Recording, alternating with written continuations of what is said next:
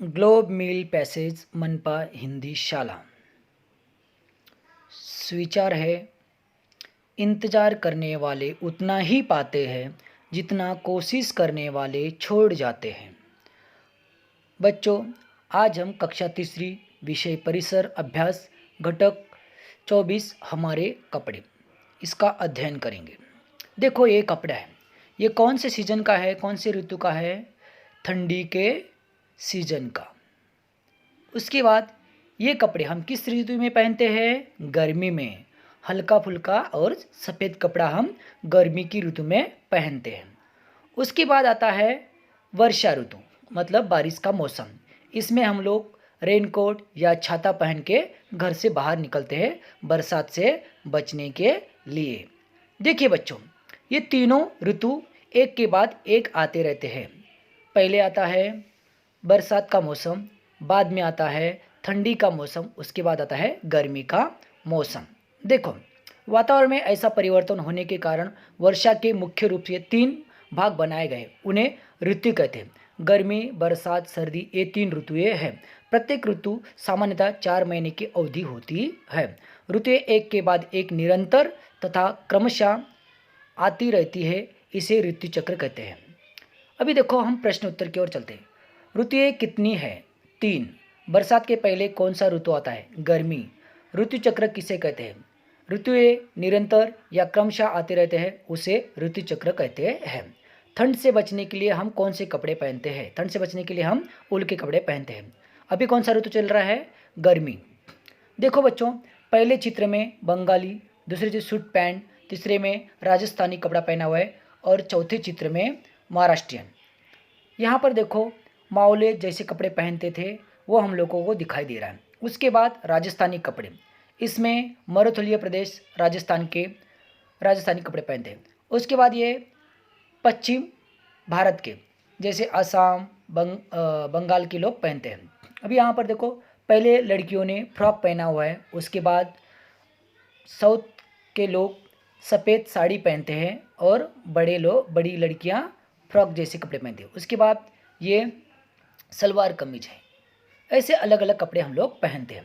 ये देखो, दुर्गा पूजा, इसमें महोत्सव में हम लोग ऐसे कपड़े पहनते हैं। उसके बाद शादी होती है क्रिश्चियन लोगों में, तो वो औरतें साड़ी ऐसे ड्रेस पहनते हैं सफ़ेद कलर के। देखो बच्चों, यहाँ पर तुम लोगों को पहली लड़कियाँ गरबा खेलती हुए उसका ड्रेस पहनावा कैसा है। और यहाँ पर ये आदिवासी नृत्य है, जो एक प्रकार का नृत्य माना जाता है। अभी देखो, जब हम लोग स्कूल में जाते हैं तो सभी के कपड़े एक जैसे होते हैं। क्यों? क्योंकि सब में समानता हो, एकता की भावना हमारे अंदर निर्माण हो, इसलिए हम एक जैसे कपड़े पहनते हैं। और जब क्रिकेट खेला जाता है, हमारे खिलाड़ी खेलते हैं, तो वो भी एक जैसे कपड़े पहनते हैं, क्योंकि उनमें एकता की भावना बनी रहे। देखो बच्चों, ये ट्रैफिक पुलिस है, इसका uniform black pant and white shirt है। और उसके बाद ये फायरमैन है, दमकल के आदमी, इनके कपड़े भी अलग होते हैं अग्नि से बचने के लिए। उसके बाद तुम लोग यहाँ पर देखो, पुलिस का पहनावा कैसे होता है? खाकी पहनते हैं। उसके बाद नर्स सफ़ेद ड्रेस पहनती है। हाँ, तुमने देखा ही है इन सबको। ये कपड़े अलग अलग व्यवसाय को दर्शाते हैं। पुलिस, नर्स, दमकल जैसे लोगों को दर्शाते। अब हम लोग देखेंगे अगला पहनावा। ये देखो, ये कपड़े सैनिक पहनते हैं, जो निसर्ग या प्रकृति से मिलता जुलता कलर होता है, ऐसे ड्रेस इनके होते हैं, क्योंकि ये आसानी से दुश्मनों को नज़र नहीं आते हैं। जहाँ पर झाड़ियों में छुप जाते हैं, वैसे ही वह नज़र नहीं आते हैं। अभी यहाँ पर देखो, ये डॉक्टर है, डॉक्टर का कपड़ा कैसा पहना है। उसके बाद सामने ट्रेन है, ट्रेन के सामने कौन खड़ा है? टीसी, इसका भी पहनावा अलग है। और वकील का पहनावा तुम लोगों ने देखा है, वकील और जज का पहनावा भी अलग होता है। इनका भाई यूनिफॉर्म होता है या अलग तरीके का एक ड्रेस होता है, ये व्यवसाय को दर्शाता है। इस तरीके से हम लोग अलग अलग प्रकार के कपड़ों के बारे में हम लोगों ने आज जाना और कपड़ों की जानकारी हम लोगों ने प्राप्त की। देखो, अभी तुम लोगों को मैं एक दिखाता हूँ। मंजीत और सोनिया दोनों ठंडी हवा वाले किसी स्थान पर जाने वाले हैं। तुम्हारे विचार से वहाँ उपयोग में लाने वाले निम्नलिखित में से कौन से कपड़े ले जाने चाहिए? तो तुम लोग देखो, इसमें से चूज करो कि वो ठंडी के मौसम में कौन कौन से कपड़े ले जाएंगे। देखो यहाँ पर उन्होंने दर्शाया कि दस्ताने, टोपी, स्वेटर, मफलर, जूता, स्वेटर, ये ऐसे कपड़े वो लेके जाएंगे। आज हमने क्या सीखा? ऋतु चक्र के अनुसार कपड़ों में परिवर्तन करना पड़ता है। पसंद, व्यवसाय तथा परंपरा के अनुसार कपड़ों में विविधता पाई जाती है।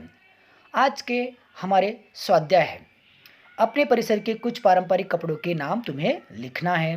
दूसरा है, 3 ऐसे व्यवसायों के नाम लिखो जिनका उल्लेख प्रकरण में नहीं किया। अभी हमने पढ़ा नहीं, लेकिन तुम लोगों को उन व्यवसायों का नाम लिखना है जो हम लोगों ने देखा नहीं है।